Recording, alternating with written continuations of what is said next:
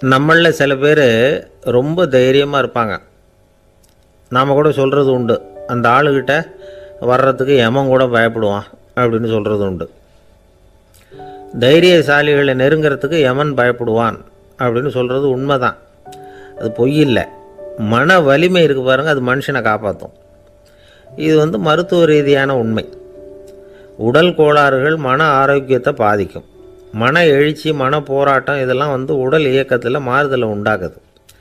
சில வகையான நோய்களுக்கும் மனசுக்கும் இருக்கிற சம்பந்தம் என்னங்கிறத பற்றியெல்லாம் இப்போ ஆராய்ச்சி பண்ணுறாங்க. ஆஸ்மா, மூட்டு வலி, பெருங்குடல் அழற்சி, உயர் இரத்த அழுத்தம், சோரியாசிஸுங்கிற தோல் வியாதி, வயிற்று புண்ணு, இந்த தைராய்டு நச்சுத்தன்மை, இது மாதிரி நோய்களை உண்டாக்குறதுல மனசோட பங்கு என்னங்கிறத பற்றியெல்லாம் ஆய்வு பண்ணி பார்த்துருக்குறாங்க. எதுக்கு எடுத்தாலும் சோர்ந்து போகிறது, தோண்டு போகிறது, இப்படிப்பட்ட மனவாகு, அதோட யாரும் நமக்கு உதவ முடியாது அப்படிங்கிற மனோபாவம், கைவிடப்பட்ட மனநிலைமை, இதெல்லாம் நோயோட தீவிரத்தை ரொம்ப அதிகரிக்க செய்யுதான். இவங்கெல்லாம் அந்த கைகால் வலிக்குது, உடம்பு அசதியாக இருக்குது, தூக்கம் வரல, முதுகு வலிக்குது, உடம்புல உணர்ச்சி குறையுது, கைகால் விரல்லாம் மரத்து போகுது, இப்படி ஏதாவது சொல்லிக்கிட்டு டாக்டர்களை தேடி வந்துக்கிட்டு இருப்பாங்க. நெஞ்சு வலி யாருக்கு வருது தெரியுமா? பதற்றம், போட்டி மனப்பான்மை, அளவுக்கு அதிகமான வேகம், துடிப்பு, பேராசை, இதுலேயும் கட்டுப்பாடு, நேரம் தவறாமை, அப்புறம் இதெல்லாம் உள்ள மனவாக உள்ளவங்க இருக்கிறாங்கல்ல, அவங்க பெரும்பாலும் நெஞ்சு வலிக்கு ஆளாயிடுறாங்களாம். ஃப்ரீட்மேன் அப்படிங்கிறவர் நிறைய ஆராய்ச்சியெல்லாம் பண்ணி பார்த்துட்டு இதை உறுதிப்படுத்தியிருக்கிறார். அவர் பண்ணின ஆராய்ச்சியில் என்னெல்லாம் தெரிய வந்தது தெரியுமா? பொறுப்பு அதிகம் உள்ளவங்களுக்கு கண்டிப்பாக ரத்த அழுத்தம் வரும், அதிகமாக இருக்குமா. அதே மாதிரி கண்டிப்பாக இருக்கிறாங்கல்ல, அவங்களுக்கும் ரத்த அழுத்தம் அதிகரிக்குமா.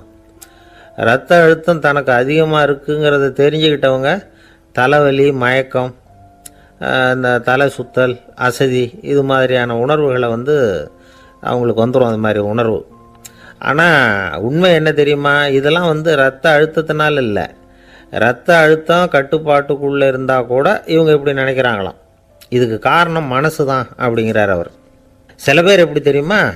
ஒருத்தர் மாரடைப்பால் இறந்து போனார் அப்படின்னு கேள்விப்பட்டால் போதும், இறந்து போகிறதுக்கு காரணம் இதயம்தான் அப்படிங்கிற பீதியால், இதய தளர்ச்சி அப்படிங்கிற மனநோயால் பாதிக்கப்படுறார். இவங்கெல்லாம் அடிக்கடி தங்களுடைய இதய பகுதியை தொட்டு பார்த்துக்குவாங்க, நாடியை பிடிச்சி பார்த்துக்குவாங்க, அடிக்கடி மூச்சை உள்ளுக்கு இழுத்து வெளியில் விட்டு வலி வருதா அப்படின்னு பார்த்துக்கிட்டு இருப்பாங்க.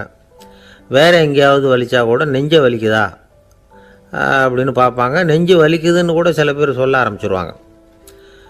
ஆஸ்மாவுக்கும் மனசுக்கும் சம்பந்தம் உண்டு. தீர்வு காண முடியாத மன போராட்டங்கள் எல்லாத்துக்கும் அடுத்தவங்களையே சார்ந்து இருக்கிற மனநிலை, இதெல்லாம் ஆஸ்மாவினுடைய தீவிரத்தை அதிகப்படுத்திடும். பயம், இது எப்படின்னா என்ன நடக்குமோங்கிற பதற்ற நிலை, அப்புறம் இந்த பயம், இதெல்லாம் சுவாசித்தலை அதிகரிக்க செய்யுது இல்லையா? இதனால் இரத்தத்தின் காரத்தன்மை அதிகமாகி நோயின் தீவிரமும் அதிகமாகுது. மன போராட்டம், மனக்கவலை, மன இறுக்கம், இதெல்லாம் தோல் வியாதியை தூண்டி விடுதான். இது மாதிரி இன்னும் எவ்வளவோ இருக்குது. அதனால் இன்றைக்கி நமக்கு தேவை என்னென்னா மன வலிமை, மலர்ந்த முகம், இது ரெண்டும் இருந்துட்டுதுன்னா பலவிதமான நோய்கள் நம்மக்கிட்ட நெருங்கி வராது. டாக்டர், என்ன நெருங்காமல் இருக்கிறதுக்கு நான் ஒரு காரியம் பண்ணுறேன் அப்படின்னார் ஒருத்தர். அவர் என்ன அர்த்தத்தில் சொன்னார்னா, டாக்டர் அவரை நெருங்காமல் இருக்கிறதுக்கு அவர் ஒரு காரியம் பண்ணுறாராம். நண்பர்கிட்ட சொன்னார். நண்பர் கேட்டார், அது என்ன காரியம் பண்ணுற அப்படின்னு கேட்டார். தினம் ஒரு ஆப்பிள் பழம் சாப்பிட்றேன்னார் அவர்.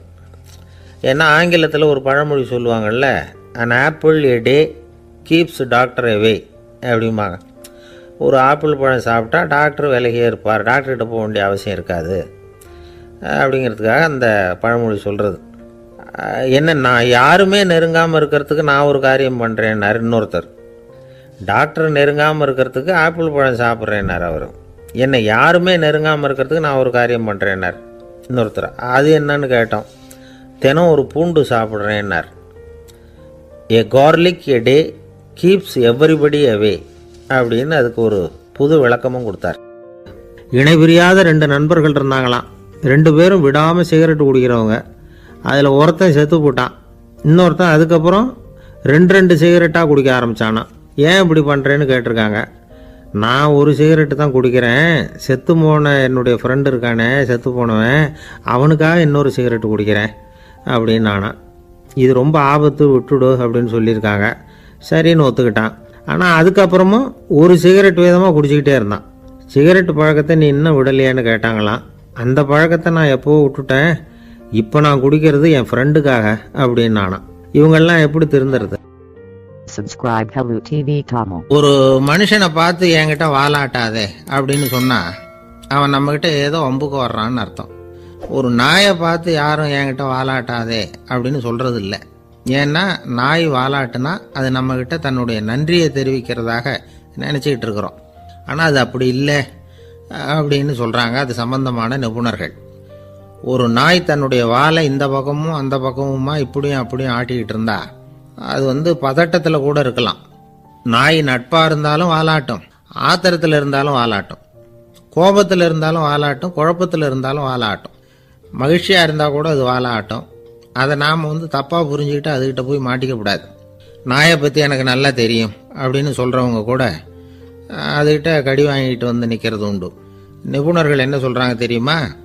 எப்போவுமே நாய்கள் திடீர்னு கடிச்சு விடுறதில்ல, கடிக்கிறதுக்கு முன்னாடி சில அறிகுறிகளை காட்டும். அதை சரியாக புரிஞ்சுக்கிட்டோம்னா தப்பிச்சுக்கலாம். ஒரு வீட்டுக்கு போகிறீங்க, அங்கே புதுசாக ஒரு நாயை பார்க்குறீங்க, உடனே அதுக்கிட்ட போய் குனிஞ்சு சிரிச்சுக்கிட்டே அது தலையில் தட்டுறீங்க. இது ரொம்ப தப்பான். ஒரு நாய் இன்னொரு நாயை நேருக்கு நேர் பார்த்து பல்ல காட்டுனா அது தன்னுடைய தன்முனைப்பை காட்டுதுன்னு அர்த்தமா. உன்னை விட நான் பெரியவன் அப்படின்னு சொல்லுதுன்னு அர்த்தம். அதனால் நீங்கள் அது மாதிரி கிட்ட போய் சிரிக்கிறோம் அப்படின்னு நினச்சிக்கிட்டு பல்ல காட்டினா உங்களையும் எதிரியாக நினச்சிரும். இன்னொரு விஷயம் என்னென்னா, தலையில் தட்டுனா நாய்க்கு பிடிக்காது. அது தன்னை அடக்கிறதாகவும் அச்சுறுத்துறதாகவும் நினச்சிக்கிட்டு இருக்கும். சரி, அப்படின்னா புதுசாக ஒரு இடத்துல அல்லது வீட்டில் நாய்க்குட்டியை பார்த்தா என்ன பண்ணுறது? நீங்கள் சும்மா இருங்க, அதுவாக கிட்ட வரட்டும். அதுக்கப்புறம் அதுக்கிட்ட கனிவாக பேசுங்க. கண்ணம், மார்பு, தோல் இங்கெல்லாம் தட்டலாம், தப்பு இல்லையா? தலையில் தான் தட்டப்படாதான். ஒரு நாய் உங்களை நோக்கி ஓடி வருது, நீங்களும் ஓடுனா அது துரத்த ஆரம்பிச்சிடும். அசையாமல் சில மாதிரி நின்றுடுங்க, அது கிட்ட வராது. அதுக்கு ஆர்வம் இல்லாமல் போயிடும். ஒரு தெருவில் சின்ன பிள்ளைங்க நிறைய பேர் விளையாடிக்கிட்டு இருக்கிறாங்க. அப்போ சில நாய்கள் அங்கே ஓடி வருது. எல்லாரும் ஓடினாங்க. அப்படி ஓடுறப்போ ஒரு பையன் கால் தடிக்க கீழே விழுந்துட்டான். என்னாச்சு தெரியுமா? துரத்திட்டு வந்த நாய்கள்லாம் கீழே விழுந்தவன ஒன்றும் செய்யலை, அவன்கிட்டே போகல. ஓடிக்கிட்டு இருந்தாங்கல்ல பசங்க, அவங்கள துரத்திக்கிட்டு அவங்க பின்னாடி ஓடிச்சான். அதுதான் நாய்களுடைய சுபாவம். ஒரு நாய் நம்மளை நேருக்கு நேர் முறைச்சி பார்க்குதுன்னு வச்சுங்க, நாமளும் அதை முறைச்சி பார்க்கக்கூடாது. நாம் வேற பக்கம் எங்கேயாவது பார்க்க ஆரம்பிச்சிடணும். ஒரு நாய் கோபமாக இருந்ததுன்னா அதோட வால் உறுதியாக நேராக நிற்கும். ஒரு நாய் பணிந்து போனால் அல்லது பயந்து போனால் அது தன்னோட வாலை காலுக்கு நடுவில் வச்சுக்கும். ஒரு நாய் நம்மளை பார்த்து பயந்து நிற்குதுன்னு வச்சுங்க, அதனால் நமக்கு ஆபத்து இல்லைன்னு நினச்சிடக்கூடாது. உங்களை பார்த்துட்டு ஒரு நாய் ஒடுங்குச்சுன்னா நீங்கள் விலகி போயிடணும் அப்படின்னு அது நினைக்குது. நிறைய பேர் பயந்து போன நாயால் கடிபடுறாங்க. இவன் நம்மளை விட பெரிய ஆள், மாட்டிக்கிட்டோம், வேற வழி இல்லை அப்படிங்கிற நினப்பில் தான் நாய் கடிக்க ஆரம்பிக்குதான். இதே மாதிரி சங்கிலியால் கட்டி போடப்பட்டிருக்கிற நாயும் ஆபத்தானது தான். தொடர்ந்து கட்டி போட்டிருந்தா காலப்போக்கில் அது ஒரு மாதிரி ஆகிடும். நாய் குழந்தைகளை கடிக்காது அப்படின்னு சில பேர் சொல்லுவாங்க. அதுவும் ஒரு தவறான நம்பிக்கை. அதனால் சின்ன குழந்தைகளை தனியாக நாயோட விளையாட விடக்கூடாது. ஆக கூடி நாயை பற்றி நிறைய விஷயம் புரிஞ்சுக்க வேண்டியிருக்குது. ஒருத்தர் தன்னுடைய நண்பர் வீட்டுக்கு போயிருந்தார். அவசியம் எங்கள் வீட்டில் சாப்பிட்டுட்டு தான் போகணும் அப்படின்னு ரொம்ப அன்பாக சொல்லிவிட்டார். அதை மீற முடியல இவரால். சரின்னு உட்காந்துட்டார். சாப்பாடு போட்டாங்க, சாப்பிட ஆரம்பித்தார். அவங்க வீட்டில் கட்டி போட்டிருந்த நாய்க்குட்டி இவர் சாப்பிட்றத முறைச்சி பார்த்துது. ஏன் இப்படி என்ன இது முறைச்சி பார்க்குது உங்கள் வீட்டு நாய்க்குட்டி அப்படின்னு அவர் கேட்டார். அப்போ அவங்க சொன்னாங்களாம், அதுக்கிட்ட ஒரு கெட்ட பழக்கம்ங்க, தன்னோட தட்டில் யார் சாப்பிட்டாலும் அது அப்படி தான் முறைச்சி பார்க்கும் அப்படின்னாரா அவர். ஒரு குரங்கு கழுதைய நண்பர்கள் எங்கே போனாலும் சேர்ந்தே போவாங்க வருவாங்க. அப்போ அந்த கழுதை கொஞ்சம் கவலையோடு பேச ஆரம்பிச்சுதான். அதோ பாரு, அங்கே ஒரு புதர் தெரியுது இல்லையா, இந்த புதருக்குள்ளே ஒரு சிங்கம் இருக்குது. அந்த பக்கமாக நான் போகிறப்போ வர்றப்போலாம் அது என்கிட்ட வம்பு வளர்க்குது, தகராறு செய்யுது, என் மேலே பாயுது, என்னை தாக்குது. ஏன்னு தெரியல அப்படின்னுது. இதை கேட்டதும் அந்த குரங்கு சொல்லிச்சு, இனிமேல் கவலைப்படாத, இந்த தடவை நான் உன்னை காப்பாற்றுறேன்னுது. அதுக்கப்புறம் ஒரு நாள் அந்த குரங்கும் கழுதியும் அந்த புதர் பக்கமாக போய்கிட்டு இருந்தாங்க. எதிர்பார்த்தது மாதிரியே நடந்தது. அந்த சிங்கம் எதிரில் வந்தது, கழுதியை பார்த்தது, உடனே அது மேலே பாய ஆரம்பிச்சுட்டுது. அவ்வளவுதான். உடனே இந்த குரங்கு என்ன பண்ணிச்சு தெரியுமா, கிடுகிடுன்னு ஒரு மரத்து மேலே ஏறி உட்காந்துக்கிட்டது. அங்கே உட்காந்துக்கிட்டு கீழே அந்த கழுதியும் சிங்கமும் போடுற சண்டையை வேடிக்கை பார்க்க ஆரம்பிச்சுட்டுது. கொஞ்ச நேரம் கழித்து அடிபட்ட காயத்தோடு அந்த கழுதை மெதுவாக நடந்து வந்தது. குரங்கும் மெல்ல மரத்தை விட்டு கீழே இறங்கிச்சு. இப்போ கழுதை கேட்டுது, என்னை காப்பாத்துறேன்னு சொல்லிவிட்டு காலை வாரி விட்டுட்டியே, நீ பாட்டுக்கு மரத்து மேலே ஏறி உட்காந்துக்கிட்டே, அது நியாயமானது. குரங்கு பரிதாபமாக அதை பார்த்துது. நான் மரத்து மேலே இருந்து நீங்கள் 2 பேரும் சண்டை போட்டதை பார்த்துக்கிட்டு தான் இருந்தேன். உன்னோட சத்தம் தான் அதிகமாக இருந்தது, அது நீ சிரிக்கிற மாதிரி எனக்கு கேட்டுது, அதனால் நீ தான் ஜெயிச்சுக்கிட்டு இருக்க போல இருக்கு அப்படின்னு நினச்சிவிட்டேன்னுது. இன்றைக்கி பல பேர் இப்படி தான் இருக்கிறாங்களாம். யார் ஜெயிக்கிறாங்க யார் தோக்குறாங்கங்கிறத முகத்தை பார்த்து கூட கண்டுபிடிக்க முடியறதில்ல. பேசுகிற பேச்சை வச்சு கூட கண்டுபிடிக்க முடியறதில்ல. தோற்கிறவங்க கூட சிரிக்கிற மாதிரி முகத்தை வச்சுக்கிறான். இன்றைய மனிதர்கள்கிட்ட ஏகப்பட்ட முரண்பாடுகள். பொய் முகங்களோட உலவுகிறவர்கள் தான் அதிகம். உண்மை முகம் எங்கே இருக்குது அப்படிங்கிறத புரிஞ்சுக்கிட்டு நண்பர்களை தேர்ந்தெடுக்கணும் அப்படிங்கிறது ஒரு முக்கியமான கருத்து. கடவுள் இந்த உலகத்தை படைச்சுட்டு அதுக்கப்புறமும் கொஞ்ச நாள் இங்கேயே தங்கியிருந்தாராம். அப்போ தான் அவருக்கு ஒரு உண்மை புரிஞ்சுதான், இந்த உலகத்தில் தங்கி இருக்கிறது எவ்வளவு இடைஞ்சல்னு. தினமும் மனிதர்கள் தேடி வந்து ஏதாவது புகார் சொல்லிக்கிட்டே இருந்தாங்களாம். எனக்கு அது வேணும் இது வேணும்னு கேட்டுக்கிட்டே இருந்தாங்களாம். சில பேர் வந்தாங்க, நாங்கள் வந்து விவசாயம் பண்ணுறோம், தண்ணி இல்லாமல் பயிர் காயுது, எங்களுக்கு மழை வேணும் அப்படின்னாங்க. அவங்க போனதும் அதுக்கப்புறம் சில பேர் வந்தாங்க, நாங்கள் வந்து மண்பானை செய்கிறவங்க, நிறைய பானை செஞ்சு வச்சுருக்குறோம், மழை பெஞ்சால் எல்லாம் கரைஞ்சி வீணாக போயிடும், அதனால் இன்றைக்கி மழை பெய்யக்கூடாதுன்னாங்க. கடவுள் பார்த்தார், அவருக்கு என்ன பண்ணுறதுன்னே தெரியல, ஏகப்பட்ட குழப்பம், தலையை பிச்சுக்கலாம் போல் இருந்தது, கிட்டத்தட்ட பைத்தியம் பிடிக்கிற அளவுக்கு ஆயிட்டுது. எல்லாருடைய ஆசைகளையும் அவரால் நிறைவேற்ற முடியல, ஏன்னா ஒன்றுக்கு ஒன்று முரண்பாடாக இருந்தது. ஒரு நாள் தன்னுடைய அமைச்சரவையை கூட்டி ஆலோசனை கேட்டார். என்ன செய்யலான்னு சொல்லுங்கன்னார். இது என்ன பிரமாதம், பேசாமல் இமயமலை அடிவாரத்தில் போய் உட்காந்துங்க, யாரும் தொந்தரவு பண்ண மாட்டாங்கன்னாங்க. அங்கேயும் மனிதர்கள் வர ஆரம்பிச்சுருவாங்களேன்னார் கடவுள். சரி அப்படின்னா சந்திரனில் போயிருந்துக்கலாமேன்னாங்க. அங்கேயும் மனுஷன் குடி வர போகிறான் அப்படின்னார் கடவுள். வெகு தூரத்துக்கு அப்பால் உள்ள நட்சத்திர மண்டலத்துக்கு போயிடலான்னாங்க. இதெல்லாம் நிரந்தர தீர்வாகாது, நிரந்தரமாக இந்த மனிதனுடைய தொல்லையிலேருந்து நான் விடுபடணும், அதுக்கு ஏதாவது வழி சொல்லுங்கன்னார் கடவுள். ஒரு வயசான ஆள் வந்தார். கடவுளுக்கு காதோட காதாக ஒரு வழியை சொன்னார். கடவுளுக்கு முகம் மலர்ந்தது. அதுதான் சரி, அப்படியே செஞ்சுடலான்னார்.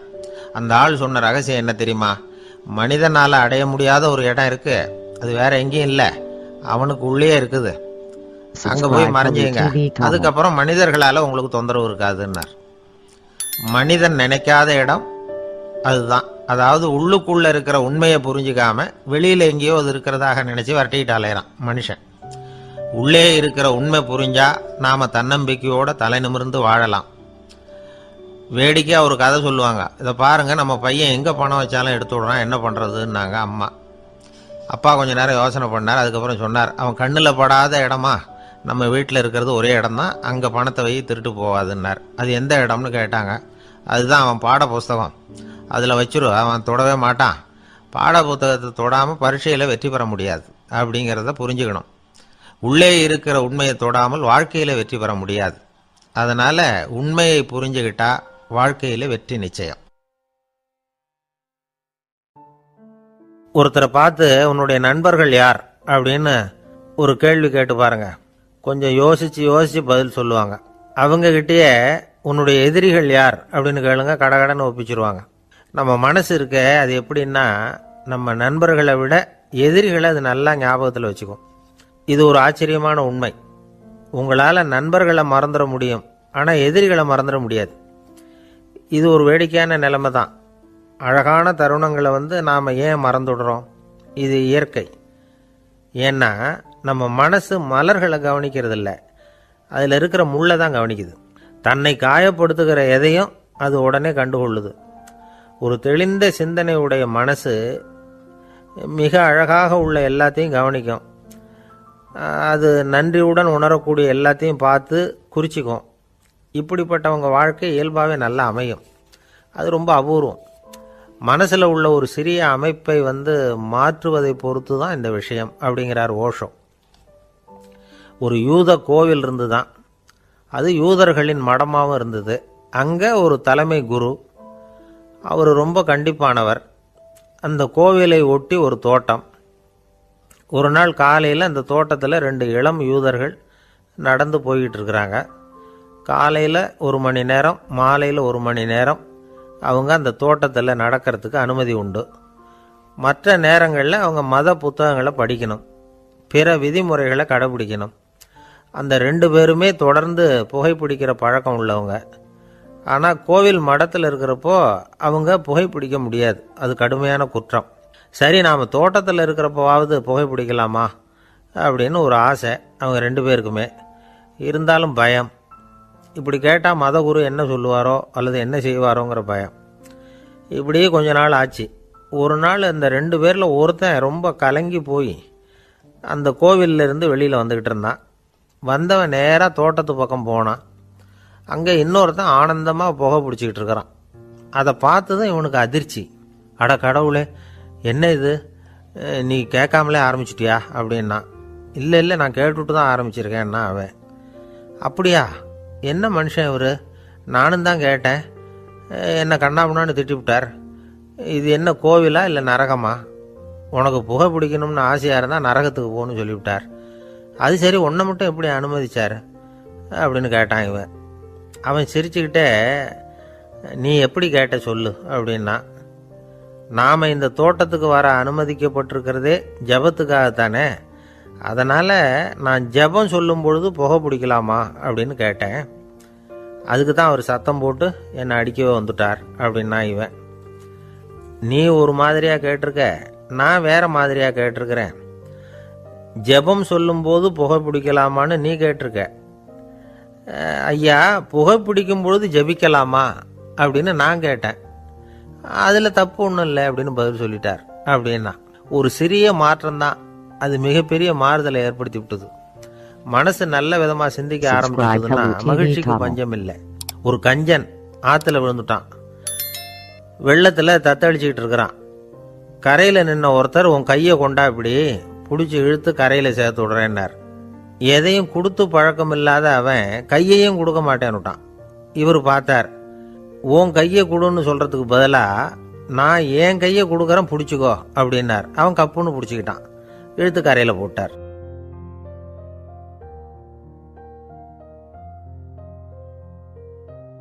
ஜப்பானில் உள்ள ஒரு புத்த விகாரை. அங்கே ஒரு வயசான பௌத்த குரு தங்கியிருக்கிறார். ஒரு நாள் ராத்திரி கடுமையான குளிர், அவரால் தாங்க முடியல.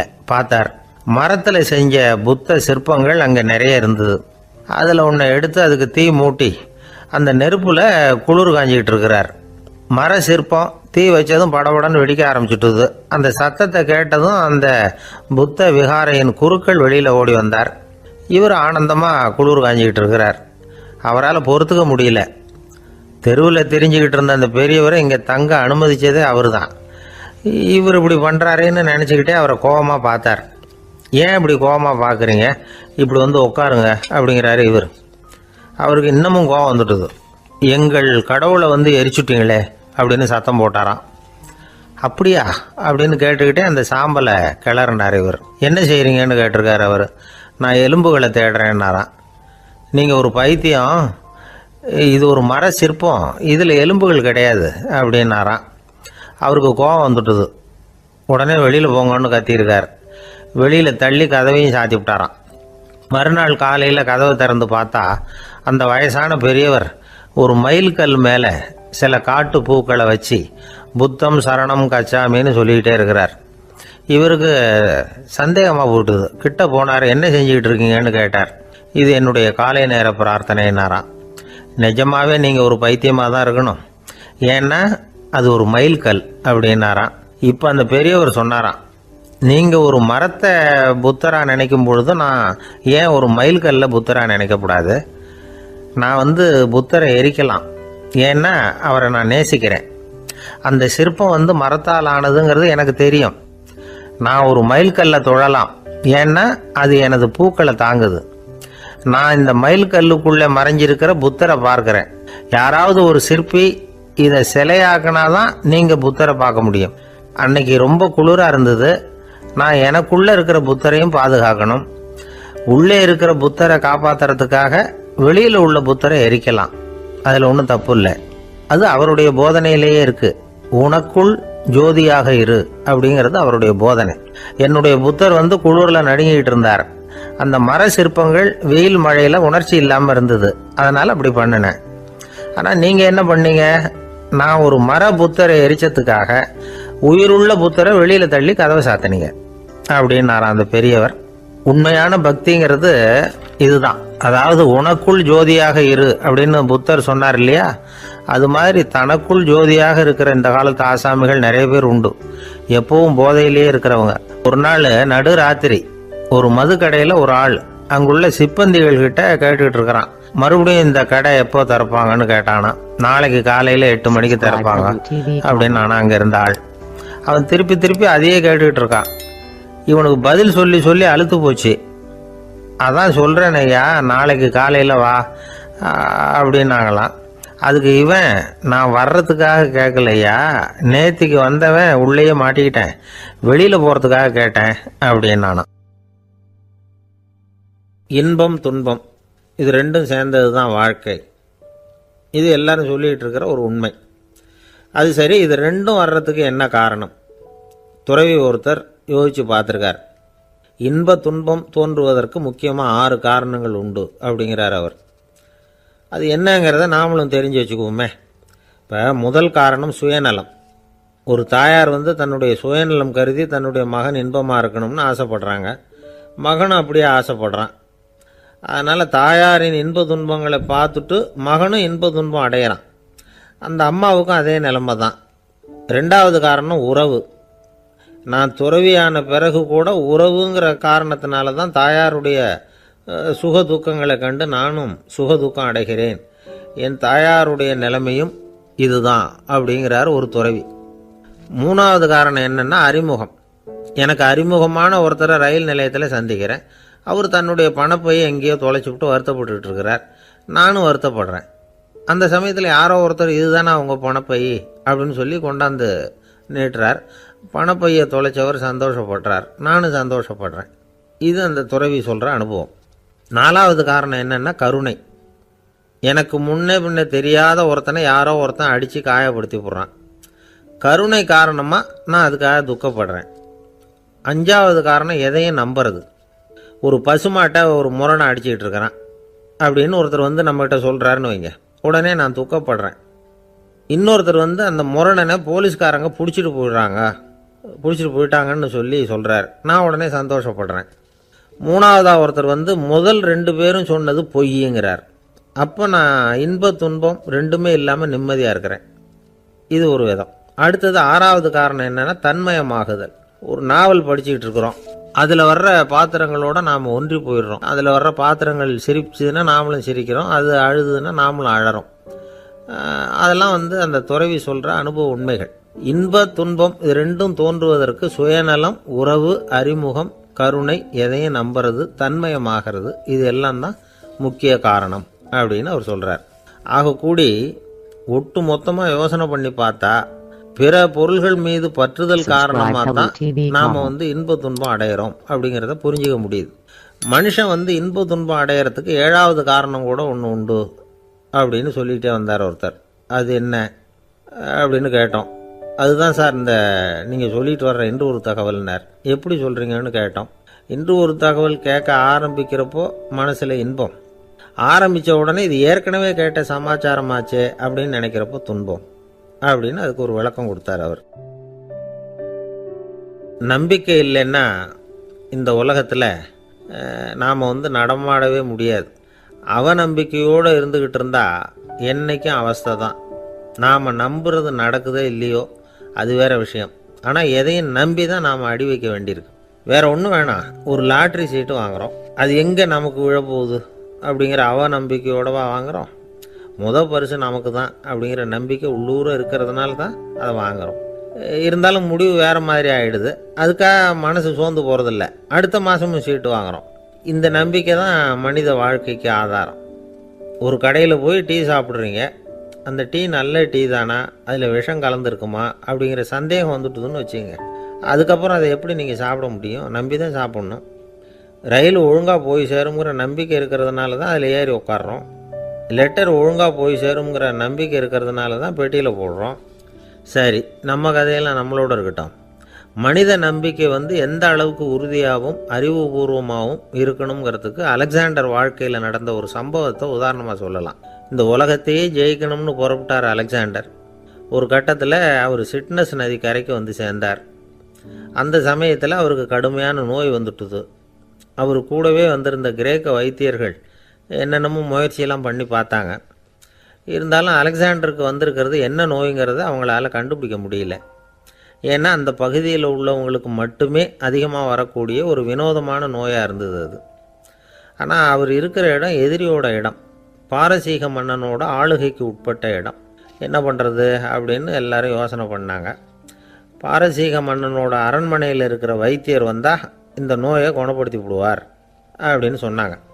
இருந்தாலும் எதிரியோட நாட்டில் இருக்கிற வைத்தியரை கூப்பிட்டு எப்படி நம்பி வைத்தியம் பார்க்க சொல்கிறது அப்படின்னு சொல்லி எல்லோரும் தயங்கினாங்க. ஆனால் அலெக்சாண்டர் தயங்கலை. பரவாயில்ல, அழைச்சிட்டு வாங்கன்னு விட்டார். உடனே அவரை போய் அழைச்சிட்டு வந்துட்டாங்க. அவர் வந்தார். அலெக்சாண்டர் உடம்பை பரிசோதனை பண்ணி பார்த்தார். சரி, இதை குணப்படுத்தி விடலாம், பயப்பட வேண்டியதில்லை. ஆனால் இதுக்கு ஒரு மூலிகை ரசம் தயார் பண்ணி கொடுக்கணும். நான் போய் அதை தயார் பண்ணிவிட்டு 2 நாளில் திரும்பி வந்துடுறேன் அப்படின்னு சொல்லிவிட்டு போனார் அந்த வைத்தியர். அதே மாதிரி 2 நாளில் திரும்பி வந்தார் மூலிகை ரசத்தோட.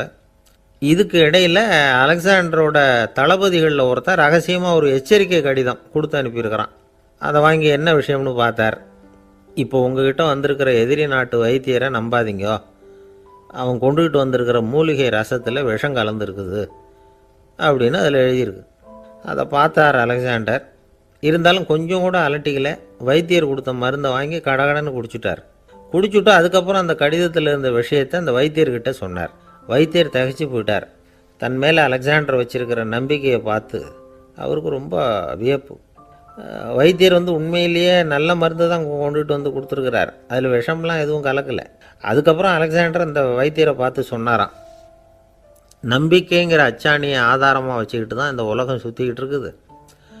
எனக்கு எதிரியாக இருந்தாலும் பாரசீக மன்னர் ரொம்ப பெரியவர். அப்பேற்பட்ட மன்னருடைய அரண்மனை வைத்தியர் தொழில் நேர்மை இல்லாதவராக இருக்க மாட்டார். அப்படி இருந்தால் அவரை அரண்மனை வைத்தியராக வச்சிருக்கவே மாட்டாங்க அப்படின்னு நம்பினேன். என்னுடைய நம்பிக்கை வீண் போகலை அப்படின்னாராம். இதுதான் மானுட நம்பிக்கைங்கிறது. இந்த காலத்துலேயும் இது மாதிரி இந்த மானுட நம்பிக்கை ரொம்பவும் சாமர்த்தியமாக கையாளுகிற கெட்டிக்காரங்க சில பேர் இருக்கிறாங்க. இந்த காலத்து குரு, அவருக்கு ஒரு சிஷ்யன். குரு முன்னாடி அந்த சிஷ்யன் ரொம்ப பணிவாக நின்று, குருவே, உங்கள் கையால் விஷத்தை கொடுத்தாலும் அதை வாங்கி மடமடன்னு குடிச்சிருவேன் அப்படின்னா. உன்னுடைய குரு பக்தியை மெச்சினேன் அப்படின்னார் குரு. அதுக்கு அந்த சிஷ்யன், அப்படி இல்லை குருவே, உங்ககிட்ட சிஷ்யனாக இருக்கிறத விட உங்கள் கையால் விஷத்தை வாங்கி குடிச்சு விடுறது ரொம்ப நல்லது, அதனால தான் அப்படி சொன்னேன் அப்படின்னா. சில பேரை இப்படி சொல்கிறது உண்டு, அடுத்தவங்களை அனுசரித்து நடந்துக்க தெரியல, அவன் என்ன சார் மனுஷன் அப்படிம்பாங்க. சக மனிதர்களோடு எப்படி பழகிறது அப்படின்னு தெரியாததுனாலேயே பல பேர் இன்னைக்கு சங்கடப்பட்டுக்கிட்டு இருக்கிறாங்க. வசதி வாய்ப்பெல்லாம் சரியாக இருக்கும், ஆனால் வாழ்க்கை சரியாக இருக்காது. இன்னொருத்தர்கிட்ட எப்படி பேசுறது பழகிறதுங்கிறது தெரியாததுனால தான் இந்த அவஸ்தை. சரி, இந்த அவஸ்தை இல்லாமல் வாழறது எப்படி? இதுக்கு அனுபவசாலிகள் சில வழிமுறைகளை சொல்கிறாங்க. அதெல்லாம் என்னென்னங்கிறத இப்போ தெரிஞ்சுக்குவோம். முதல்ல நம்ம நாக்கு நம்ம கண்ட்ரோலில் இருக்கணும்.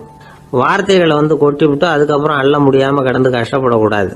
எப்படி பேசுகிறோங்கிறதும் முக்கியம், பேசுகிறப்ப எப்படி முகத்தை வச்சிருக்கிறோங்கிறதும் முக்கியம். அன்பாக பேசினாலும் நல்லாயிருக்கும். அப்படி பேசுகிறப்ப ஆதரவாக அவர் தோள் மேலே ஒரு கையை போட்டுக்கிட்டு பேசினா இன்னமும் நல்லாயிருக்கும். 2வது விஷயம், இன்னொருத்தர்கிட்ட பேசுகிறப்ப வாக்குறுதிகளை அள்ளி வீசக்கூடாது. கொடுக்குற வாக்குறுதி குறைச்சலாக இருக்கணும். அப்படி கொடுத்த வாக்குறுதியை கண்டிப்பாக நிறைவேற்றணும். நாம் ஒருத்தரை பாராட்டுறோம் அல்லது அவரை பற்றி அபிப்பிராயம் சொல்கிறோம்னா அது ஆக்கப்பூர்வமாக இருக்கணும். நம்ம பாராட்டு அல்லது விமர்சனம் அடுத்தவருடைய முன்னேற்றத்துக்கு உதவுறது மாதிரி இருக்கணும். நாம் சொல்கிறத கேட்டுட்டு அவன் தலையில் கையை வச்சுட்டு உட்காந்துடக்கூடாது. எப்பவும் உற்சாகமாக இருக்கணும், முகம் மலர்ச்சியாக இருக்கணும். மனுஷன் இருந்தால் வருத்தம், கவலை, ஏமாற்றம் எல்லாம் இருக்க தான் செய்யும். அதெல்லாம் மனசில் இருக்கட்டும். அந்த வருத்தமும் கவலையும் ஏமாற்றமும் சேர்ந்துக்கிட்டு நம்ம முகத்தில் இருக்கிற மலர்ச்சியை மூடி மறைக்கிறதுக்கு நாம் இடம் கொடுத்துடக்கூடாது. எந்த விஷயத்தை பற்றி யாருக்கிட்ட பேசினாலும் வெளிப்படையாக பேசணும். திறந்த மனசோட பேசணும். மூடி மறைச்சி முன்னு மூங்கிக்கிட்டு இருக்கக்கூடாது. இன்னொருத்தர்கிட்ட பேசுகிறப்போ விவாதம் பண்ணுங்க, அது தப்பு இல்லை. ஆனால் வாதாடிக்கிட்டு இருக்கக்கூடாது. அதாவது என்ன சொல்கிறாங்கன்னா, டிஸ்கஸ் பண்ணலாம், ஆர்கியூ பண்ணக்கூடாதான். நம்மக்கிட்ட இருக்கிற நல்ல குணங்களை நாம் எடுத்து சொல்லிகிட்டு இருக்கக்கூடாது. அந்த நல்ல குணங்களே நம்மளை பற்றி எடுத்து சொல்லணும். அது மாதிரி நடந்துக்கணும். அதே மாதிரி அடுத்தவங்க கிட்ட உள்ள கெட்ட குணங்களை பற்றி அவசியம் இல்லாமல் நாம் பேச வேண்டியதில்லை. உங்களை பற்றி யாராவது தப்பாக பேசுகிறாங்களா, அப்படி அவங்க பேசுகிறதுல உண்மை இல்லையா அப்படின்னா அதை நீங்கள் பொருட்படுத்த வேண்டியதில்லை, விட்டுடலாம். அது தானாக போயிடும். ஒரு 4-5 பேரோட பேசிக்கிட்டு இருந்தீங்கன்னா எல்லாருக்கும் முக்கியத்துவம் கொடுங்க. யாரையும் அலட்சியப்படுத்தாதீங்க. தமாஷா பேசலாம். ஆனால் உங்கள் தமாஷ் அடுத்தவங்களை கேலி பண்ணுறதா இருக்கக்கூடாது. நமக்கு கிடைக்க வேண்டியது கிடைக்கலையே அப்படிங்கிற தவிப்பு நம்மக்கிட்ட இருக்கக்கூடாது. அது தேவையில்லை. உங்கள் செயல்பாடுகள் தெளிவாக இருக்கட்டும். பாராட்டு தானாக அவங்கள தேடிட்டு வரும். இன்னொரு மனுஷனுடைய மனசில் கௌரவமான ஒரு இடத்த பிடிக்கணும்னா நாம் இந்த குணத்தையெல்லாம் நம்மக்கிட்ட வளர்த்துக்கணும். இதெல்லாம் அனுபவசாலிகள் சொல்லியிருக்கிற குறிப்புகள். இந்த குறிப்புகளை சரியாக புரிஞ்சுக்கணும். அது முக்கியம். தப்பாக புரிஞ்சுக்கிட்டா என்ன ஆகும் தெரியுமா? இதை கேளுங்க. ஒருத்தர் வந்தார். சார், அடுத்தவங்க தோள் மேலே கையை போட்டுக்கிட்டு அன்பாக பேசணும்னு சொன்னீங்க. அப்படிதான் பேசினேன்.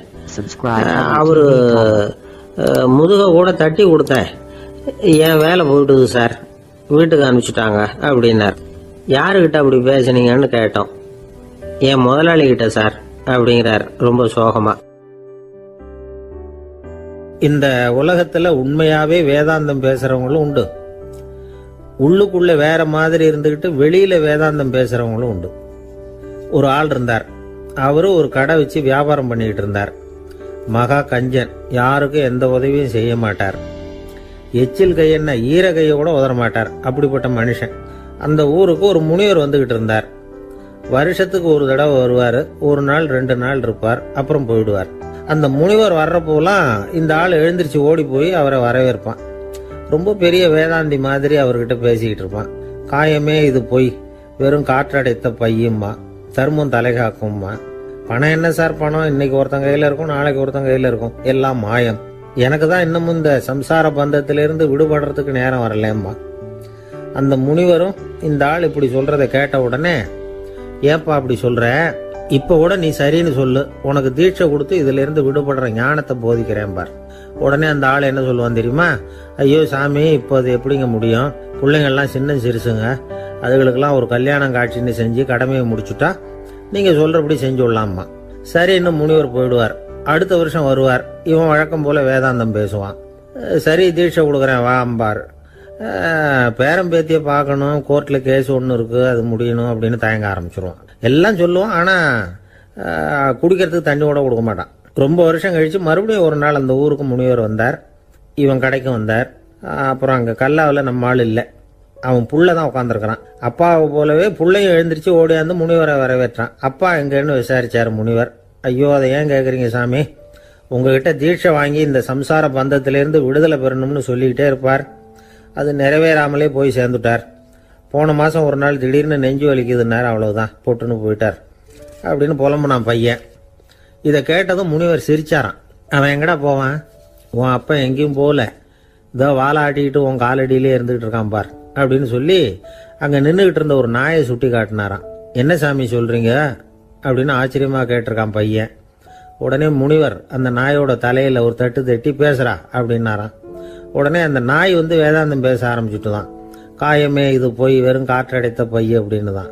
முனிவர் சொன்னார், அடே இப்பவும் ஒன்றும் கெட்டு போகல, நீ விரும்புனா சொல்லு, உனக்கு தீட்சை கொடுத்து என் பின்னாடியே அழைச்சிட்டு போயிடுறேன், அங்கே அழைச்சிட்டு போய் உனக்கு ஞானத்தை போதிக்கிறேன், வர்றியா அப்படின்னு கேட்டிருக்காரு. உடனே அந்த நாய் சொல்லிச்சான், ஐயோ அதை ஏன் கேட்குறீங்க சாமி, நான் உண்ணாம தின்னாம ஏராளமான சொத்து சேர்த்து வச்சுட்டேன். என் பிள்ளைங்க அதோட பெருமை தெரியாம ராத்திரி நேரம்லாம் கதவை திறந்து போட்டுட்டு தூங்கிடுவாங்க. அதனால இப்படி நாயா பிறந்து ராத்திரி பகலாக சுற்றி சுற்றி காவல் காத்துட்டு கிடக்கிறேன். இப்போ எப்படி சாமி வர முடியும் அப்படின்னு கேட்டுதான். அறியாமையிலேயே சுகம் கண்டு இப்படி இருக்கிற ஆளுங்களுக்கு எப்படி விடுதலை கிடைக்கும், எப்போ விடுதலை கிடைக்கும் அப்படின்னு கேட்குறார் தசாவதானி, திருக்குறள் பேர் ராமையா. அவர் கேட்கறது நியாயம் தானே. இந்த காலத்து பையன் ஒருத்தன் அப்பா கிட்ட சொன்னான், அப்பா இன்னைக்கு நான் ₹1 மிச்சப்படுத்தி விட்டேன் அப்படின்னு. நானும் அப்படியா, என்னடா பண்ணேன்னு கேட்டிருக்காரு அப்பா. டவுன் பஸ்ஸில் ஏறாமல் அது பின்னாடியே ஓடியாந்தேன், ₹1 மிச்சம் தானே அப்படின்றான். அட பாவி, ஒரு ஆட்டோ பின்னாடி ஓடியாந்துருந்தா 10 ரூபா மிச்சமாயிருக்குமே, வேஸ்ட் பண்ணிட்டியே அப்படின்னாராம் அந்த அப்பா.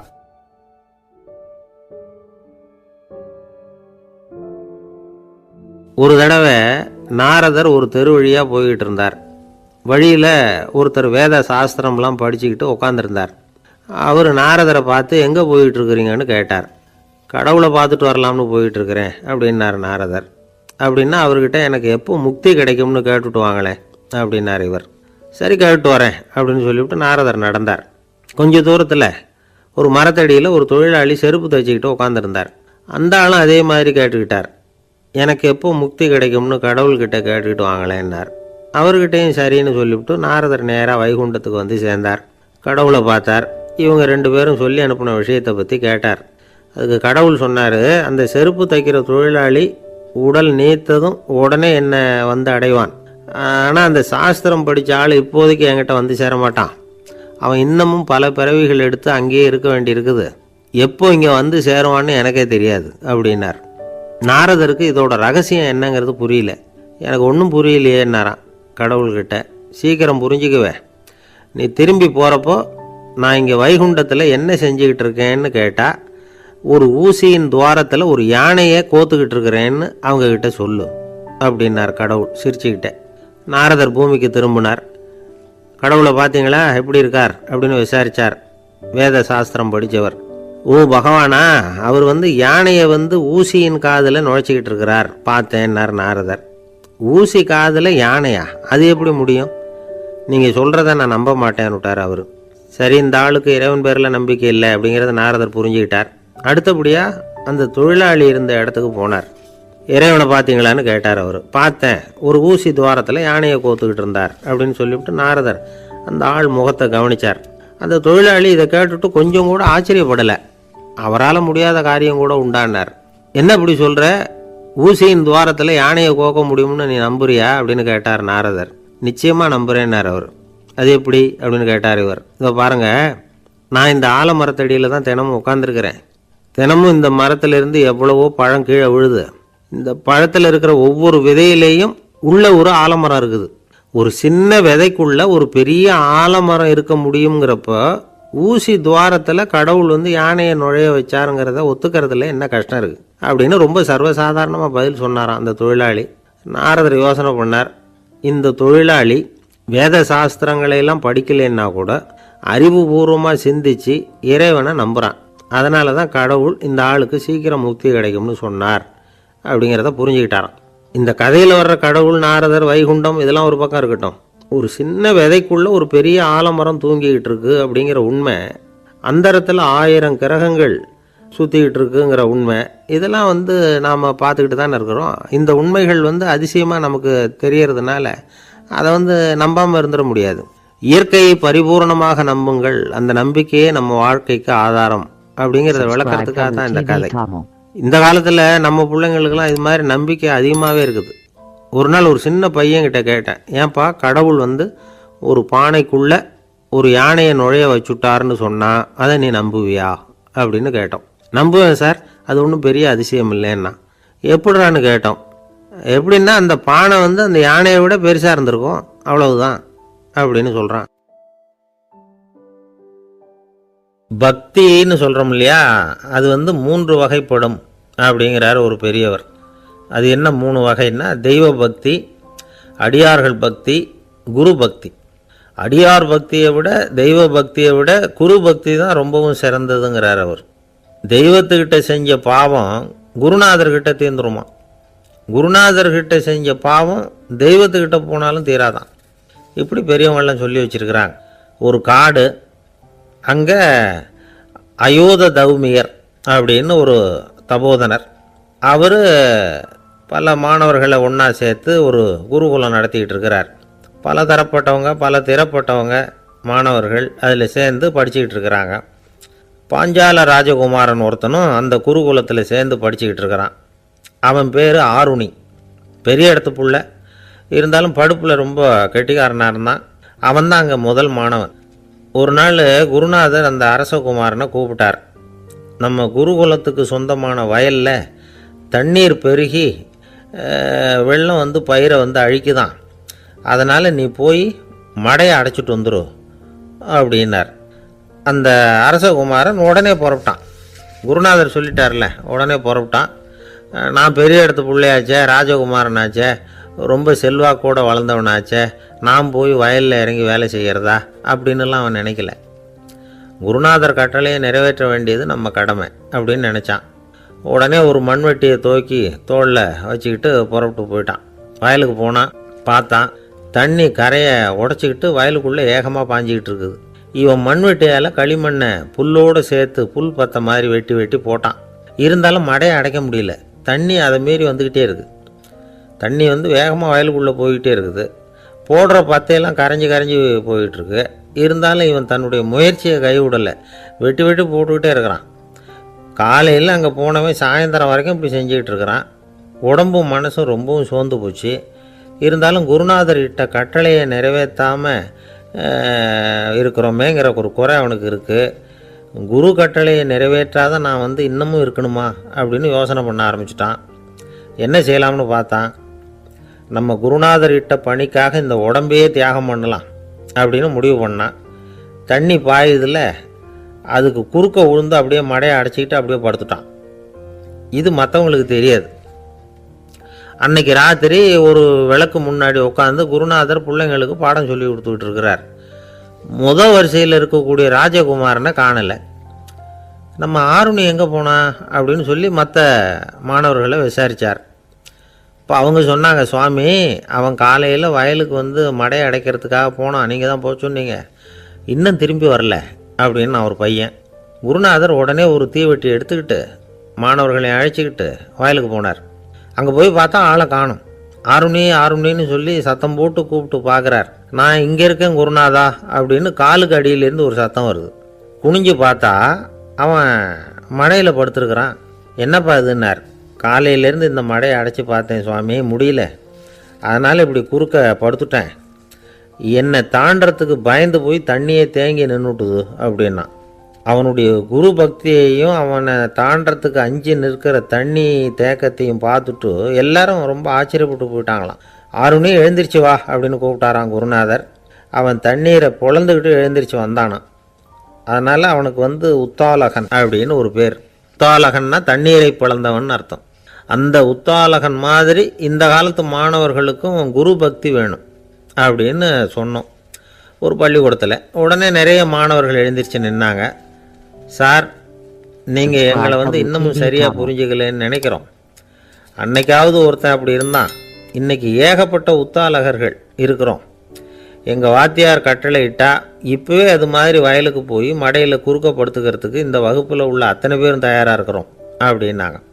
அப்படியா அப்படின்னு சொல்லி கேட்டோம் ரொம்ப சந்தோஷமாக. ஒருத்தன் ரொம்ப அடக்கமாக எழுந்திரிச்சான்.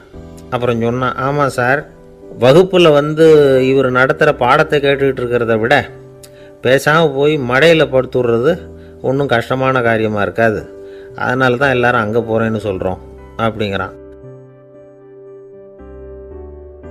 ஒரு ஊரில் ஒரு ஞானி இருக்கிறார். ரொம்ப பெரிய ஞானி, ரொம்ப வயசாகிட்டுது. கடைசி காலத்தில் அவர்கிட்ட சில பேர் வந்தாங்க. உங்கள் குரு யார் அப்படின்னு கேட்டாங்க. அவர் நிமிர்ந்து பார்த்தார். எனக்கு ஆயிரக்கணக்கான குருமார்கள் உண்டு, அவங்க பேரெல்லாம் சொல்லணும்னா இந்த காலம் பத்தாது, ஆனால் முக்கியமான ஒரு 3 பேரை பற்றி மட்டும் உங்களுக்கு சொல்கிறேன் அப்படின்னாராம். அப்புறம் சொன்னார், அந்த 3 பேரில் ஒருத்தன் ஒரு திருடன். ஒரு சமயம் ஒரு பாலைவனம் வழியாக நான் போய்கிட்டு இருந்தேன். அப்போது வழி தவறி போய் ஒரு கிராமத்துக்கு போயிட்டேன். அது இருட்டு நேரம், நடு ராத்திரி, ஊரே உறங்கி போச்சு. அந்த நேரத்தில் ஒரு ஆள் மட்டும் ஒரு வீட்டு சுவத்தில் ஏதோ பண்ணி உள்ளே நுழையிறதுக்கு முயற்சி பண்ணிகிட்டு இருக்கிறான். அவங்கிட்ட போய் நான் இன்னைக்கு இங்கே எங்கே தங்க முடியும் அப்படின்னு கேட்டேன்.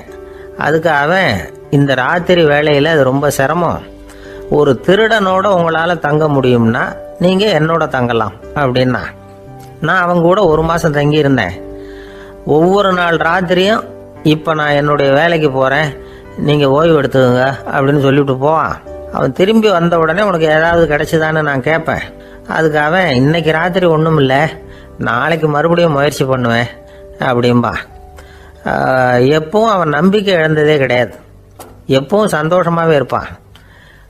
நானும் ரொம்ப காலமாக தியானம் பண்ணிக்கிட்டே இருந்தேன். ஒன்றுமே நடக்கலை. ஆனால் நான் என்ன பண்ணேன் தெரியுமா?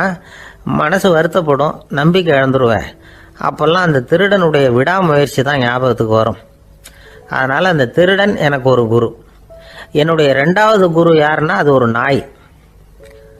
இது எப்படின்னா, ஒரு சமயம் எனக்கு ரொம்ப தாகமாக இருந்தது. ஒரு நதியை நோக்கி போய்கிட்டு இருந்தேன். அப்போ ஒரு நாயும் வந்தது. அதுக்கும் தாகம். ஓடி வந்து ஆற்றை பார்த்தது. அதோட நிழல் வந்து ஆற்றுல தெரிஞ்சது. அதை பார்த்ததும் பயந்துட்டுது. அதாவது அது தன்னுடைய சொந்த உருவத்தையே கண்டு பயந்தது. அதை பார்த்து குறைக்குது, திரும்பி ஓடிச்சு. ஆனால் அதுக்கு தாகம் அதிகமாக இருந்ததுனால அது மறுபடியும் திரும்பி வந்தது.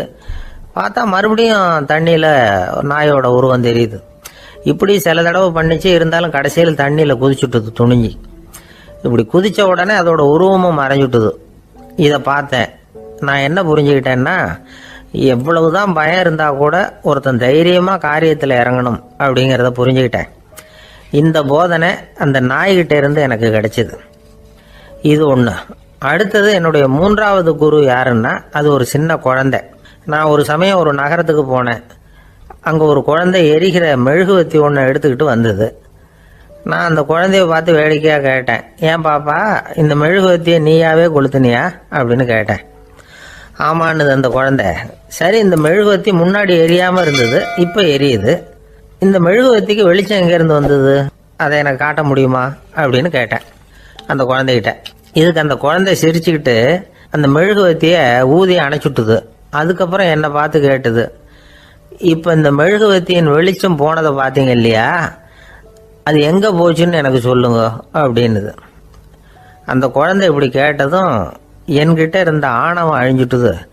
நான் படித்ததெல்லாம் அந்த வினாடியில் சுக்கு நூறாக போயிட்டுது. என்னுடைய முட்டாள்தனத்தை நான் உணர்ந்தேன் அப்படின்னு இவ்வளவு அந்த ஞானி விவரமாக சொன்னாராம். அதனால் நாம் இன்னார்கிட்ட இருந்து தான் இதை கற்றுக்கணுங்கிறது இல்லை, யாருக்கிட்ட இருந்தும் எதையும் கற்றுக்கலாம். நம்மால் ஒருத்தன் ஒரு நாய் வளர்த்துக்கிட்டு இருந்தான். அந்த நாய்க்கு வால் கிடையாது. யாரோ ஏற்கனவே வெட்டி எடுத்துட்டாங்க. இந்த நாய் தான் சார் எனக்கு குரு, அதுகிட்டே இருந்து கூட நான் பாடம் கற்றுக்கிட்டு இருக்கிறேன் அப்படின்னா. அப்படி என்ன கற்றுக்கிட்டேன் இந்த வால் இல்லாத நாய்கிட்ட இருந்து அப்படின்னு கேட்டோம். நாம் யாருக்கிட்டையும் வாலாட்டக்கூடாது அப்படிங்கிற பாடத்தை அதுகிட்டே இருந்து தான் நான் கற்றுக்கிட்டேன் அப்படின்னா.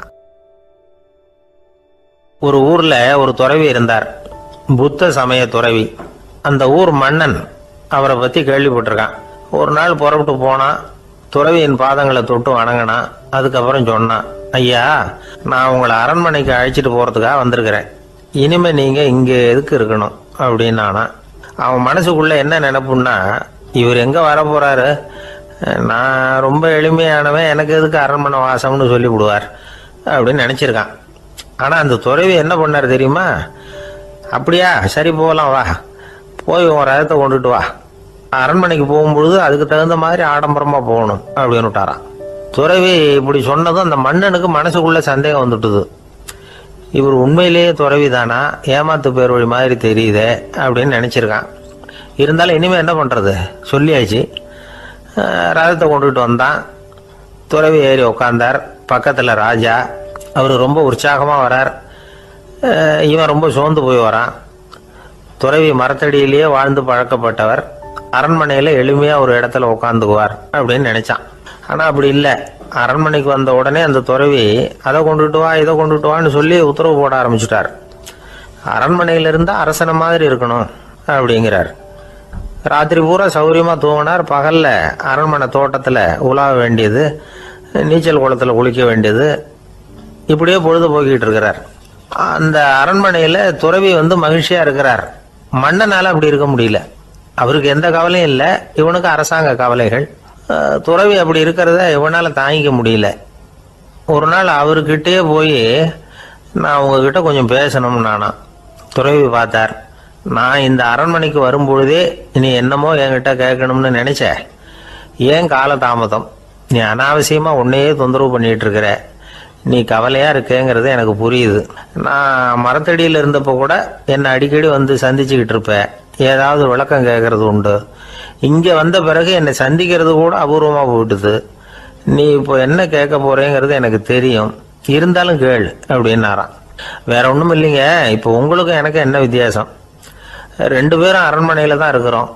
நீங்கள் மகிழ்ச்சியாக இருக்கிறீங்க, நான் அப்படி இருக்க முடியல. இவ்வளவுக்கும் நீங்கள் முன்னாடி இருந்தது மாதிரி இல்லை. தினமும் தங்கத்தேர் கேட்குறீங்க, உயர்தரமான ஆடைகள் அணிகிறீங்க, சுவையான சாப்பாடு. இப்படி இருக்கிறப்போ உங்களுக்கும் எனக்கு என்ன வித்தியாசம்? இதுதான் மன்னனுடைய கேள்வி. இதுக்கு பதில் சொல்கிறேன், என் கூட புறப்பட்டு வா, இந்த நகரத்துக்கு வெளியில் போவோம் அப்படின்னு சொல்லி அரசனை கூப்பிட்டுக்கிட்டு ஊர் எல்லைக்கு வந்து சேர்ந்தார் துறவி. அங்கே போய் சொன்னார், இதை பாருப்பா, இந்த இடத்த தான் தேடிக்கிட்டு இருந்தேன். இனிமே நான் வந்து திரும்பி வர போறதில்ல. நீ என்னோட வர்றியா திரும்பி போறியா அப்படின்னார். நான் எப்படிங்க உங்க கூட வர முடியும்? என்னுடைய நாடு, என்னுடைய சொத்துக்கள், மனைவி, மக்கள் எல்லாத்தையும் விட்டுட்டு எப்படிங்க வர்றதுன்னா. இப்போ அந்த துறவி சொன்னார், இப்போ வித்தியாசத்தை தெரிஞ்சுக்கிட்டியா? நான் அரண்மனையில் இருந்தேன், எல்லா வித பொருள்களும் உடையவனா இருந்தேன், ஆனால் எதையும் சொந்தம் கொண்டாடுறவனா இருக்கல.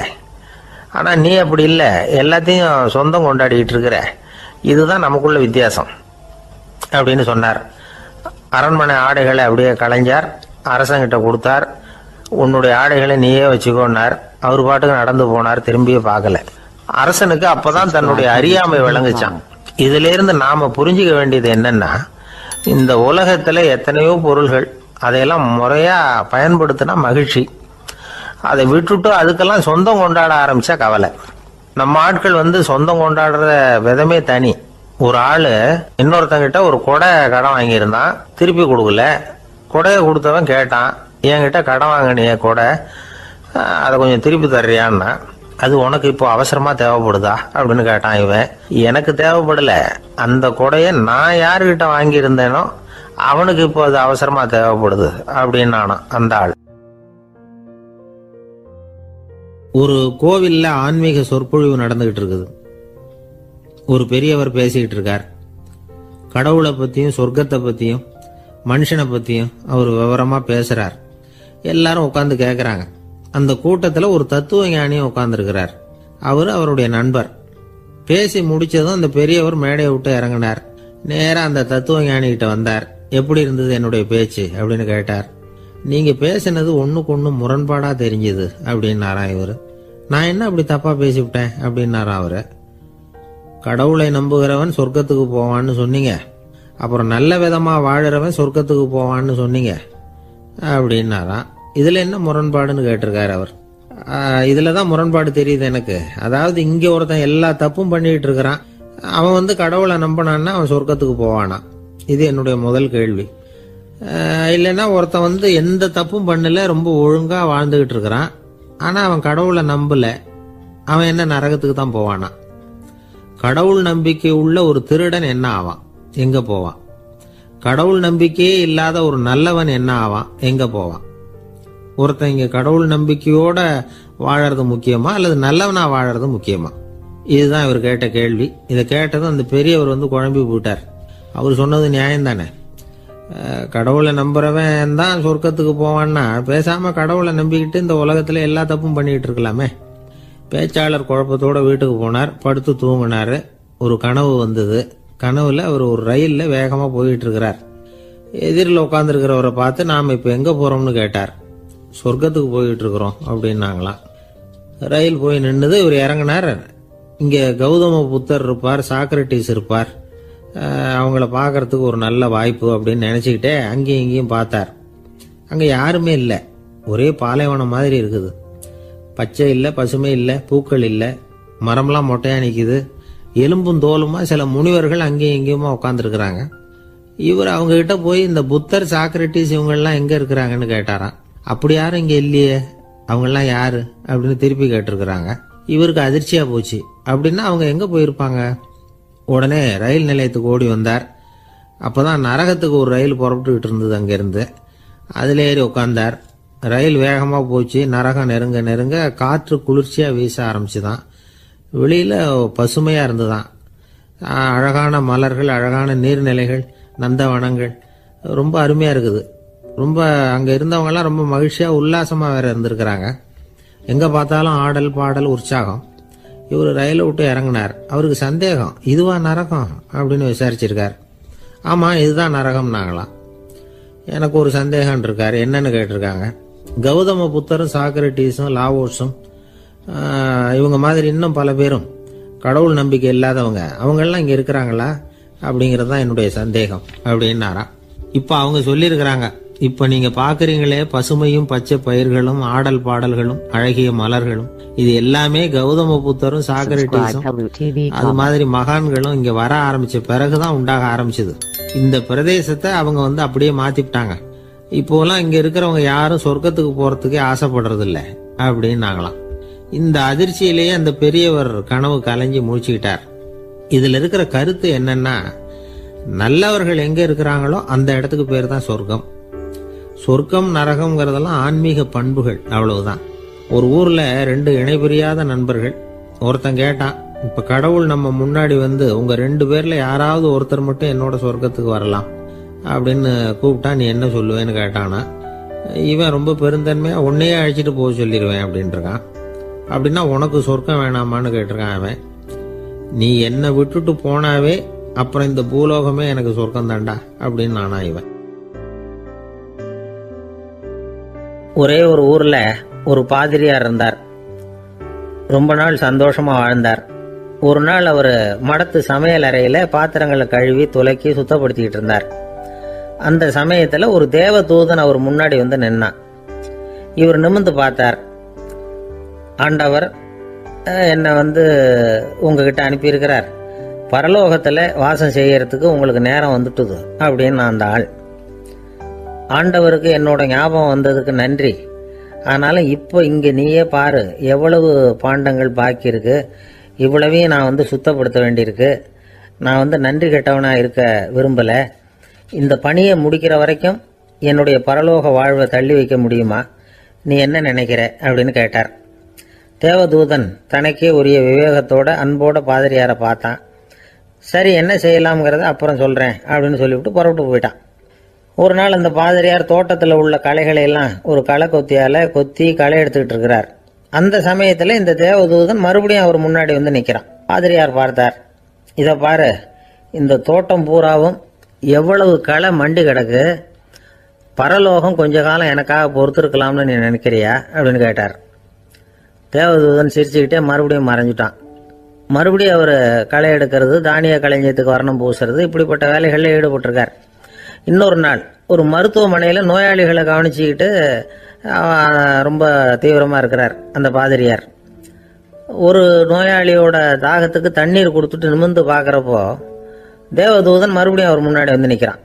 இந்த தடவை பாதிரியார் தன்னலமற்றவரா பேரன்பை காட்டக்கூடிய வகையில் தன்னுடைய 2 கைகளையும் உயர்த்தியபடி தேவதூதனின் கவனத்தை பிணியால் வாடக்கூடிய நோயாளிகளின் பக்கம் திருப்பினாராம். தேவதூதன் ஒன்றும் சொல்லல, மறைஞ்சிட்டான். அன்னைக்கு சாயந்தரம் பாதிரியார் மடத்தில் உள்ள தன்னுடைய அறைக்கு போய் இளைப்பாறினார். யோசிச்சு பார்த்தார். தேவதூதனையும் தேவதூதனின் விருப்பத்தையும் பல நாள் தள்ளி போட்டு வந்ததையும் அவர் ரொம்ப நினைச்சு பார்த்தார். திடீர்னு தான் முதுமை அடைகிறதையும் சோர்வு அடைகிறதையும் உணர்ந்தார். ஆண்டவரை நினைச்சார். ஆண்டவரே, உம்முடைய தூதனை மறுபடியும் என்கிட்ட அனுப்புனா நான் சந்திக்கிறதுக்கு ஆவலாக இருக்கேன் அப்படின்னு சொல்கிறப்பவே தேவதூதன் பக்கத்தில் நின்னான். பாதிரியார் நிமிர்ந்து பார்த்தார். நீ இப்போவே என்னை அழைச்சிக்கிட்டு போக விரும்பினா நான் பரலோகத்துக்கு வர்றதுக்கு தயாராக இருக்கேன்னார். தேவதூதன் அந்த பாதிரியாரை அன்போடவும் விவேகத்தோடவும் பார்த்து, நீங்கள் என் கூட பரலோகத்துக்கு வர்ற தயாராக இருக்கிறதா சொல்கிறீங்க, ஆனால் நீங்கள் இதுவரைக்கும் வேற எங்கே இருந்ததா நினைக்கிறீங்க அப்படின்னானா. அப்படின்னா இதுவரைக்கும் இருந்த இடம் தான் பரலோகம் அப்படிங்கிறத உணர்த்தியிருக்கிறான். பரலோகம்னா என்னன்னு புரிஞ்சுக்கிறதுக்கு இந்த சம்பவம் நமக்கு உதவியாக இருக்குது. தொண்டு செய்கிறத விட பெரிய செயல் வேற எதுவும் இருக்க முடியாது. அது நம்ம மனசுக்கு கொடுக்குற சுகத்தை வேற எதுவும் கொடுக்க முடியாது. நாம் தொண்டு செய்கிற இடம் தான் அந்த புண்ணிய இடம். ஆனால் இந்த காலத்துல எல்லாம் நாம் தொண்டு செய்யணும்னு நினச்சி ஏதாவது ஆரம்பித்தா கூட அதை ஒரு மாதிரியாக சுற்றி நின்று வேடிக்கை பார்க்க ஆரம்பிச்சிடுறாங்க. ஒரு பெரியவர் அப்படித்தான் ஒரு தொண்டு செஞ்சுக்கிட்டு இருந்தார். ஒரு கோவில் கட்டிக்கிட்டு இருந்தாங்க. அதில் ஒரு இடத்துல ஒரு பலகையை வச்சு ஆணி அடிக்கிற வேலையை செஞ்சுக்கிட்டு இருந்தார் அந்த பெரியவர். ஒரு சின்ன பையன் அதை ரொம்ப ஊக்கமாக அக்கறையாக கவனிச்சுக்கிட்டு இருந்தான். பெரியவர் இதை கவனித்தார். என்னப்பா பார்க்குற, உனக்கும் இது மாதிரி தொண்டு செய்யணும்னு ஆசையாக இருக்கா அப்படின்னு கேட்டார். அதுக்கு அந்த பையன் சொல்கிறான், அப்படி இல்லைங்க, நீங்கள் ஆணி அடிக்கிறப்போ கையில் சுத்தியால் அடிச்சுக்கிட்டா எப்படி துடிப்பீங்க, எப்படி கத்துவீங்கன்னு தெரிஞ்சுக்கிறதுக்காக அதை பார்க்கணும்னு ஆசை, அதுக்காக தான் காத்துக்கிட்டு இருக்கேன் அப்படின்னு. ஒரு ஊரில் ஒரு மன்னர் இருந்தார். அந்த ஊரில் அடிக்கடி சேவல் சண்டை நடக்கிறது வழக்கம். அரண்மனையில் ஒரு ஆள் இருந்தான். மன்னருக்காக அவன் ஒரு சேவல் வாங்கிட்டு வந்தான். சண்டை போடுறதுக்காக அந்த சேவலை தயார் பண்ணிட்டு இருந்தான். கொஞ்ச நாள் ஆச்சு. மன்னர் அந்த ஆளை கூப்பிட்டார். என்னப்பா சேவல் தயாராகிட்டுதா அப்படின்னு கேட்டார். இன்னும் அது தயாராகல மன்னா, இன்னும் வளரல, அதுக்கான தகுதி இன்னும் அதுக்கு வரல அப்படின்னா. எதனால் அப்படி சொல்கிறேன்னாரு. கோபம் ரொம்ப கடுமையாக இருக்குது அப்படின்னா. சரி அப்படின்னு விட்டுட்டார். மறுபடியும் கொஞ்ச நாள் ஆச்சு. இப்போ எப்படி நிலைமை, சேவல் தயாரா அப்படின்னார். இன்னும் இல்லை அரசே, மற்ற சேவல் எங்கேயாவது கூவுற சத்தம் கேட்டால் உடனே இது பரபரப்பாயிடுது. பக்கத்தில் ஒரு சேவலின் நிழலை கண்டா கூட இது பரபரப்பாயிடுது அப்படின்னா. சரி இன்னும் கொஞ்ச நாள் ஆகட்டும்னு விட்டுட்டார். கொஞ்ச நாள் ஆச்சு. இப்போ மறுபடியும் விசாரித்தார். இன்னும் நம்ம சேவலுக்கு அந்த தகுதி வரலமன்னா, போராட்ட உணர்வு அதுக்கு இன்னும் இருந்துக்கிட்டு தான் இருக்குது. உள்ளே மெதுவாக தான் எரிய ஆரம்பிச்சிருக்குது போராட்ட உணர்வு. அப்படி இருக்கக்கூடாது, அது பற்றி எரிய வேண்டாமா அப்படின்னா. இன்னும் கொஞ்ச நாள் ஆச்சு. இப்போ எப்படின்னு கேட்டார். இப்போ அவன் சொன்னான், மன்னா கிட்டத்தட்ட அது போருக்கு தயாராகிட்டுது அப்படின்னு நினைக்கிறேன்னா. எதனால் அப்படி சொல்கிற அப்படின்னு கேட்டார். மற்ற சேவலின் குரலை கேட்டால் அது அசைகிறதே இல்லை, ஒரு பொம்மை மாதிரி ஆயிடுது. அதுக்கு உள்ள ஒரு நுட்பமான விழிப்புணர்வு வந்துட்டுது. அதனால் அது அமைதியாக இருக்குது, மௌனமாக இருக்குது. இனிமேல் அதுக்கு இணையான சேவலே கிடையாது. வெற்றி பெற அது போராட வேண்டிய அவசியமே இல்லை. அதை பார்த்த உடனே எதிரி சேவல்கள் பயந்துட்டு ஓடி போடும் அப்படின்னு சொன்னானான். அந்த சேவலை வளர்த்தவர் சி சிங் சு அப்படின்னு பேர். இந்த சுசுகி சொன்ன கதையும் அது. ஞானிகள் என்ன சொல்கிறாங்க தெரியுமா? அந்த சேவலின் ரகசியத்தை நீயும் கற்றுக்கொள், நீ அப்படி ஆயிடு, சண்டை போடாமலே வெற்றிகள் பெறுகிற நுட்பத்தை புரிந்துகொள். இதுதான் ஞானிகள் உபதேசம். ஒரு குருக்கிட்ட ஒருத்தன் போயிருக்கிறான். எனக்கு சண்டை போட கற்றுக் கொடுங்கன்னா. அதுக்கு என்ன செய்யணும்னார். என்ன உங்கள் மாணவனாக சேர்த்துங்கண்ணா. சரி இப்போ உன்னுடைய பலம் என்னன்னு கேட்டிருக்கார். இப்போ நான் தனி ஆளாக இருந்து ஒரு 100 பேரை சமாளிப்பேன் நானா. சரி அப்படின்னா என்னுடைய மாணவனாக உன்னை சேர்த்துக்கிறேன்ருக்கார். சேர்த்துக்கிட்டார். 6 மாதம் பயிற்சி கொடுத்தார். அதுக்கப்புறம் இவனை கூப்பிட்டு கேட்டார், இப்போ உன்னுடைய திறமை எவ்வளவுன்னு. இப்போ நான் தனி ஆளாக இருந்து ஒரு 50 பேரை சமாளிப்பேன் நானா. இன்னும் உனக்கு பயிற்சி தேவைன்னாராம். தொடர்ந்து சில நுட்பங்களை எல்லாம் சொல்லி கொடுத்துருக்கிறார். 1 வருஷம் ஆச்சு. எல்லாத்தையும் கற்றுக் கொடுத்துட்டார். அப்புறம் கூப்பிட்டு கேட்டார், இப்போ உன்னுடைய திறமை எப்படிப்பா, எதிரிகள் எத்தனை பேரை உன்னால் சமாளிக்க முடியும்னாராம். அவன் சொன்னான், ஐயா எதிரிகளின் பலம் என்னங்கிறத புரிஞ்சிக்காம அதை நான் சொல்ல முடியாதுன்னு நானும். இனிமேல் உனக்கு பயிற்சி தேவையில்லை, போயிட்டு வான்னு அனுப்பி வச்சுட்டாரான். ஒரு உண்மையை நாம் புரிஞ்சுக்கணும். அதாவது அடிக்கிறதுக்கு நமக்கு துணிச்சல் தேவையில்லை, அடிக்காமல் இருக்கிறதுக்கு தான் துணிச்சல் தேவை. அடித்தா திருப்பி அடிக்கிறவன் மன உறுதி உள்ளவன் இல்லை, அடித்தா திருப்பி அடிக்காமல் இருக்கிறான் பாருங்க, அவன் தான் மன உறுதி உள்ளவன். ஒருத்தன் தலை தெறிக்க வேகமாக ஓடிக்கிட்டு இருந்தானா. எங்கடா ஓடுற அப்படின்னா, எதுக்க வந்தவன். ஒரு சண்டை